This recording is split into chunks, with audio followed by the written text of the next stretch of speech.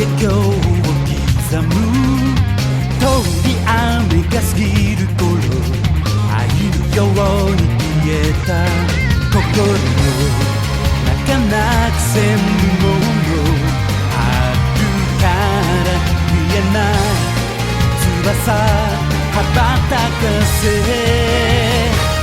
これでもかっと吹く風に向かい打ち揺るぎない気持ちで立ち向かってくのさが砂ぼこり舞う約束の場所へ俺たちは走り続けてゆく今夜こそ越えてやるあの先まで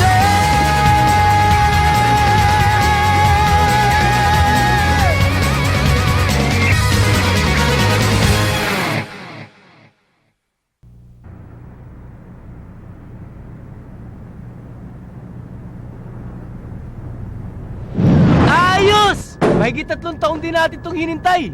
Di ba? Tama ka, pero saka ka na magsaya kapag nasa atin na ang kayamanan. Bakit? Masama ba? Kesa masaya ako at pupunta na natin ang limpak-limpak na pera. Huwag ka masyadong kampante. Ha?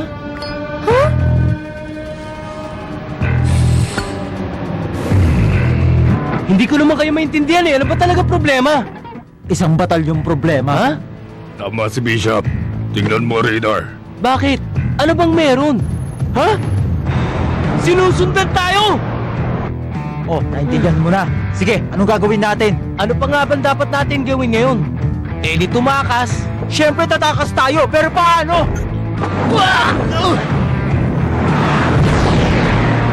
Ano ba? Pasensya, di sinasadya. Ang dali mo kasing mataranta eh.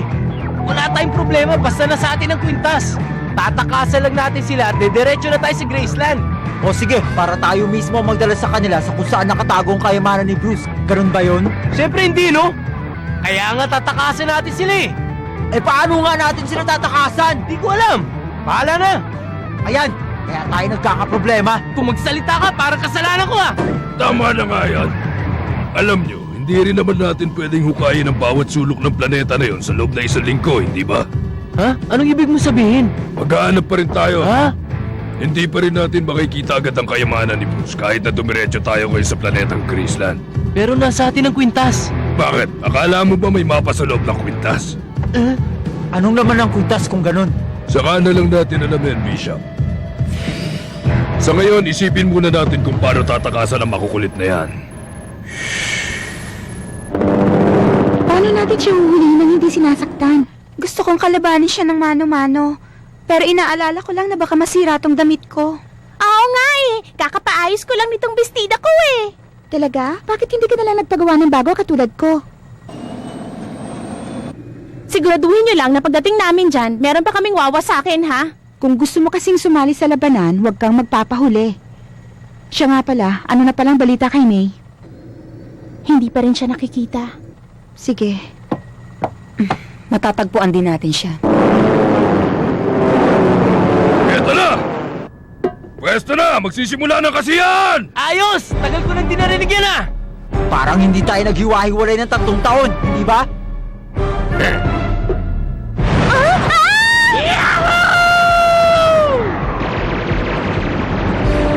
Babagsakin natin sila! Ingatan niyo lang si Mister. Oo, masusunod.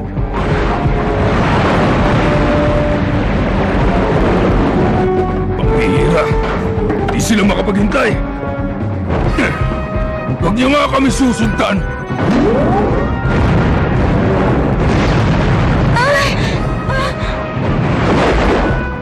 Pasensya na ah.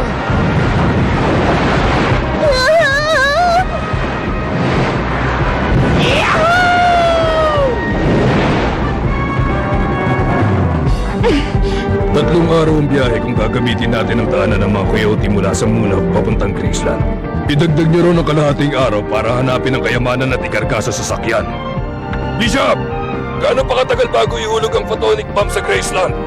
Sa tansya ko, mga 5 araw at 11 oras na lang. 5 araw at 11 oras. Bawasan ng 3 at 2 na lang. Ngayon, napakasimple na plano natin. Pwede ng 2 araw. Ano daw? Ano raw gagawin natin? Kung may plano ka, pwedeng sabihin mo na. Franca, Bakit? kumusta si Swamp? May balita ka ba? Sinong swamp? Yung swamp na yon! Ang kinikilala ng lahat na kanang kamay ni Bruce Duckley na hari ng mga pirata, si Swamp Gordon. Ang pinagkakatiwalaan at palagi kasabwat ng nasirang haring si Bruce. Teka nga, sa naaalala ko may pinag-awayan sila noon ni Bishop. Talaga? Natalo ka? Hindi ako natalo.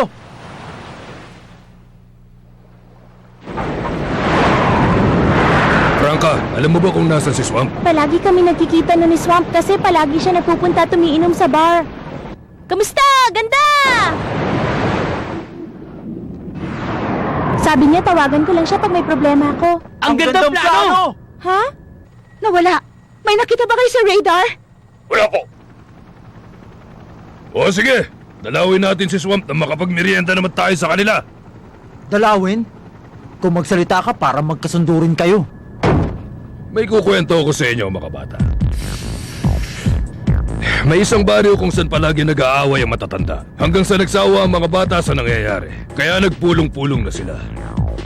Nag-usap sila at nagtanong, may paraan kaya para mapilitan ang mga magulang natin na magkasundo at magkaisa? At ang solusyon, isang kalaban na kung tawagin ay bakterya. Ang galing, hindi ba? Gumana ang plano ng mga bata. Nagkaisa ang matatanda para iligtas ang mga anak nila sa kalabang hindi naman nakikita. Tapos? Ano ba? Hindi niyo ba naiintindihan? Hindi na natin kailangan magpanggap kay Swamp na may kalaban tayo dahil meron naman talaga. Si Marciano! Tama kayo. Si Marciano.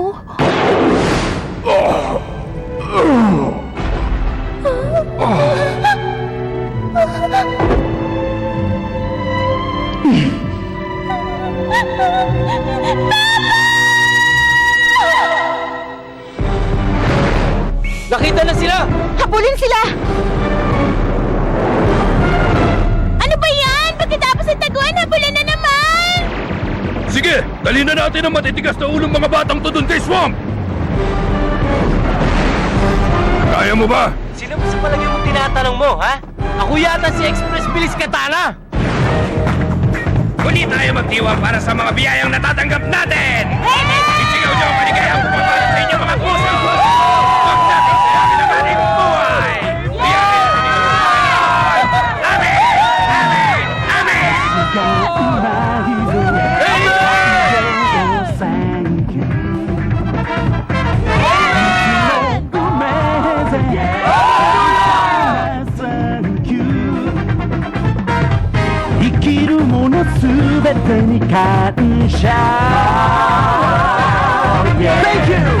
悩むことねえぜ落ち込むことないぜ生きることは楽しみだけど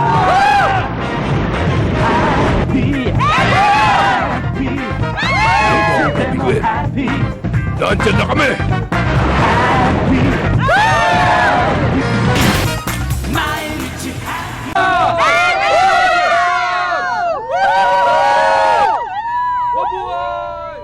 Dalawang araw na mula nang tumakas si Mister sa Sandville Prison. Sigurado akong papunta na siya rito.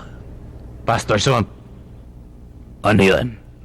talaga po bang kay Mr. mapupunta ang kayamanang iniwan ni Bruce noon? Huwag niyo siyang tatawagin, Mister. Pwede na Juan o Pedro kung tinutukoy niyo siya. Umiinit ang ulo ko kapag naririnig kong tinatawag siya ng mga tao na Mister. Pasensya na po.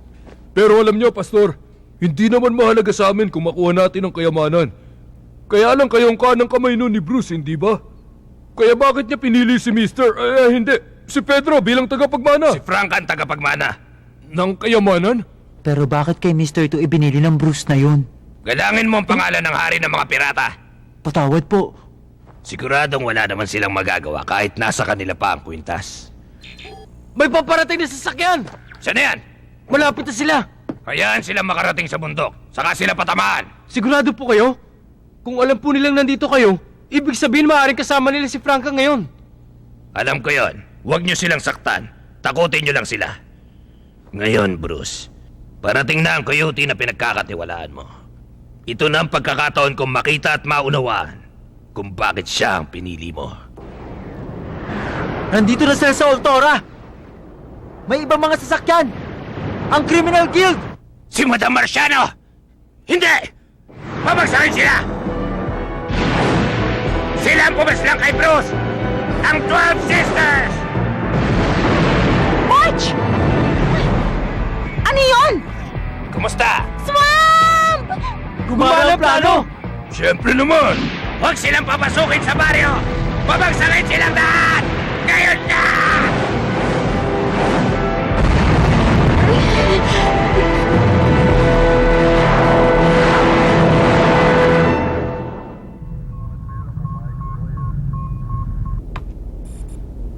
Magpahinga naman tayo habang nasa biyahe tayo. Hindi naman tayo makakarating agad sa kurong kung mag-aalala ka ng ganyan. Ano na naman ang problema?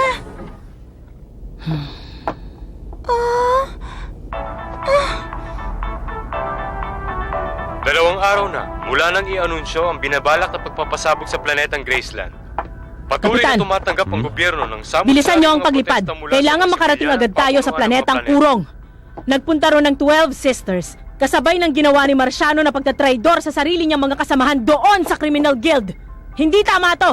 Naintindihan niyo ba? Pero investigador, sandali lang. Basta bilisan niyo na ang paglipad!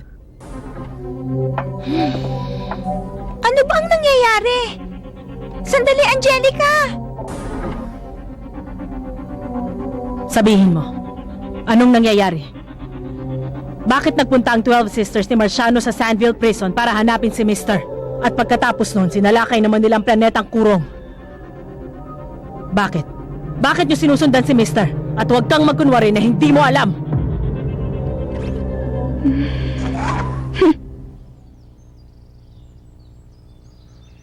Masama na ito. Ipinakilala na ngayon ng federal government Oo, tama ang ka. pili nila na mamumuno Pinaghahandaan na ang sa pagsabog sa ng Graceland. Chief of Staff Malcolm Lloyd, 42 taong gulang. Sa edad na 29, hinirang siya bilang pinakabatang general at naging Chief of Staff sa edad na 38. Kilala bilang opisyal na walang inuurungan. Kasasakay lamang ni Malcolm Lloyd sa DK-998 na siya Alam kaya magdadala ng talaga niyang mapangalan na ginagawa pag-map niya? sa planetang Graceland. Napabalitang ibinili Pambihira! ng federal Kung tambangan government kaya si natin at Lloyd na bugbugin walang ng taong sino yan man para dapat lang na mapigilan pumigil sa natin ang kanyang misyon. pagbomba. Ibig mo sabihin tulad ng ginawa ko sa'yo noon? Anong sinabi mo? Baka gusto mo ikaw ang makatikim ngayon at mas malala pa! Natalo ka nga. Tumahimik ka nga! Bakit hindi? Alam ko namang yun ang dahilan kung bakit ka sumama rito. Gusto mo lang kasing gumanti. O dali na, gumanti ka na. Sige na, eto na. Hindi mo magawa, no? Sabing tahimik! Mantagal nating hindi nagkita-kita, Swamp. Ipaganda mo naman kami ng makakain. Napagod kami makipaghabulan sa mga batang yan, buong magdamag. Palagay mo pa rin ba nakakatawa ka? Hindi ba? Pinilit ko magbago na nasa bilangguan ako. Pero kapag matanda ka na talaga, mahirap nang gawin yon. Nakakapagtaka lang kasi na hindi ka nag-aalala. Wala ka ng oras, hindi ba? Bakit hindi mo pa ako tanungin? Parang awa mo na, Swamp. Sabihin mo na sa akin ang sikreto na nakatagong kayamanan ni Bruce. Tinutukoy mo ba ang laman ng kwintas? Ha?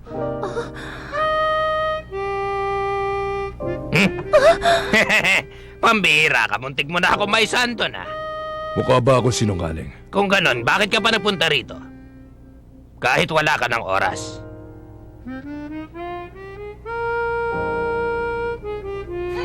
Kita mo na, wala ka na may sagot Ang mata ngayon. ni Bruce. Huh? Nasa loob ng kwintas ang peking mata ni Bruce. At laman nito ang lahat ng mga nakita niya. Alam mo na pala. Siyempre! Pwes, bakit mo pa ako pinuntahan dito kung alam mo na pala ang tungkol sa mata? Para pagtawanan ako, ganon? Sumama ka sa amin. Ano? Pumarito kami para pakiusapan na nag-iisang kanang kamay ni Bruce na sumama sa amin at sumali sa misyon. Bawal yan. Bawal manigarilyo dito. Sandali nga muna. Kung alam mo na pala ang sikreto ng kwintas, Magpunta na tayo sa Graceland bago pa mahuli ang lahat. Pastor, hindi naman siguro kayo papayag sa sinasabi nila, hindi ba? Katana, tulungan mo naman ako. Kung ano sabihin ni Mister, yun ang susundin ko. Ikaw talaga? Hindi sapat na malaman lang ang sikreto ng kwintas para makuha ang pinakaiingatang kayamanan ni Bruce. Ang makakakuha lang ng kayamanan niya ay yung taong kasing husay, kasing talino at kasing tuso ni Bruce. Hindi ba, Swamp? Gandang umaga! Magandang umaga, Pastor. Kamusta ang tulong nyo? Nako, magandang umaga po sa inyo. Nakalimutan kong darating pala kayo ngayon. Sino sila? Kaibigan nyo? Parang ganun nga, matagal ko na silang kilala. Pabuti naman at dumalaw kayo. Alam nyo bang napakalaki ng utang na loob ng lahat ng tao dito kay Pastor Swamp? Hindi ba? Tama! Tabang-tabang dating ng mga kaibigan nyo, Pastor. Bagong pita sa mga kamatis sa dala ni Belinda. Sariwang-sariwa. Gumawa naman si Cathy ng keso at bacon at mga gulay na galing sa hardin ni Jane. Pagsaluhan yung lahat ito at kumain. Kain na kayo! Nako, lagi nyo na lang akong binibigyan ng pagkain. Maraming Salamat po. Magkita tayo ulit bukas, Pastor Swamp. Sana baka kayo maibigay sa kanya bukas. Talaga? Ang swerte mo ah. Inaalagaan ka ng mga tao rito.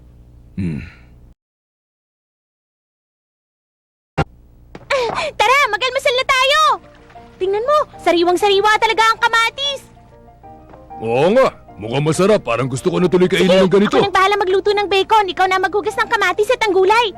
Sige, Franca. May tutulong ba ako sa'yo? Oo, halika, magluto tayo. Sige! Kayo, tulungan nyo sila. Opo.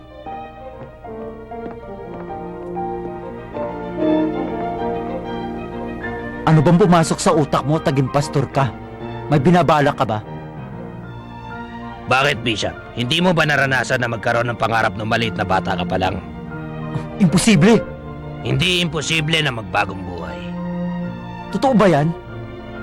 Ikaw, Bishop, tatanungin kita, ano ang gusto mong gawin? Ang gusto ko? Ngayon? Oo, ngayon mismo. Nagtanong ka pa, hindi ba halata? Bakit pa kaya ako nagpunta rito ngayon?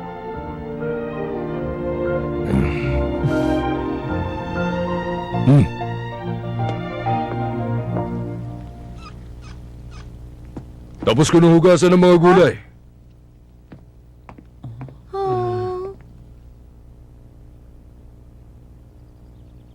Hindi na ako magpapaligoy-ligoy pa. Hanggang ngayon ay hindi pa rin kita tinatanggap bilang nararapat na kapalit ni Bruce. Sabihin mo na sa akin kung ano talaga ang totoo mong binabalak. Ang binabala ko? Gusto ko lang nadalhin si Franca doon. Habang nakakulong ka noon sa bilangguan, madalas kong dinadalaw si Franca sa bar. Gusto ko nang ibigay sa kanya ang pamanang iniwan ni Bruce. Sa kanya dapat mapunta yon.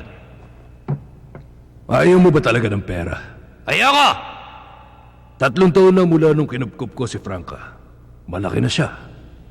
Sinabi ko na sa'yo kanina na hindi kita tinatanggap bilang kapalit ni Bruce. Pero gusto kong malaman ngayon kung bakit ikaw ang pinili niya at hindi ako. Sa anong paraan? Kumusta naman si Franca dun sa bar? Mukhang masaya siya. Ganun ba? Si Franca ba ang dahilan kung bakit iniwan mo ang pagiging pirata at nagtayo na lang ng bar? Ayoko lang na malayo sa kanya. Mahusay ka pa ba lumaban hanggang ngayon? Huwag ka sana magkakamali. Ikaw rin sana.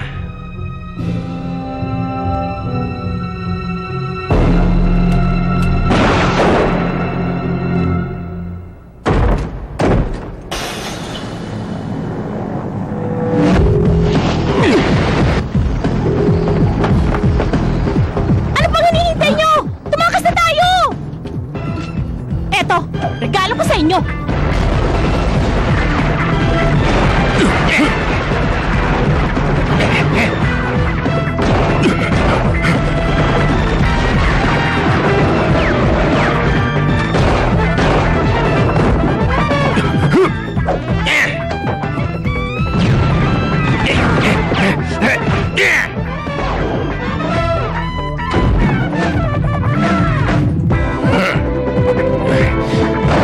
Hey!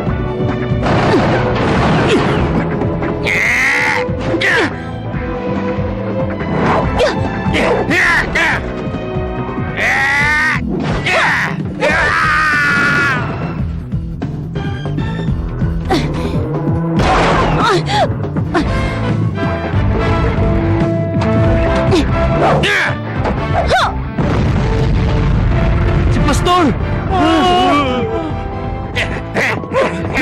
Babalik ako sa isang linggo. Kayo muna bahala dyan!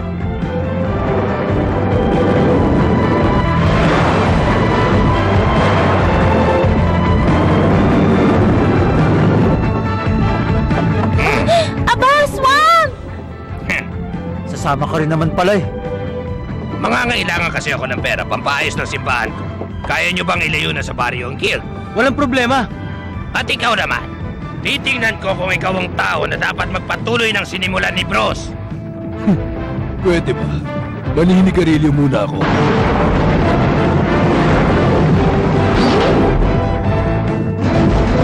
Magdasal na kayo!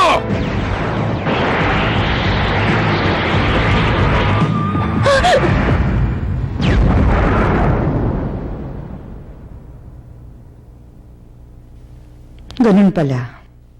Patungo ng kalawakan sina Mr. at Swamp. Ina, si Sep, wala na si September. Aalis ako. Pupunta ako sa kalawakan. Yung kinuwento mo tungkol sa mga bata nag-imbento ng kalaban na bakterya? Kanina ko pa pinag-iisipan yun eh. Saan bari ba talaga nangyari yun? Yung kwentong yon, nabasa ko lang sa isang libro yon. "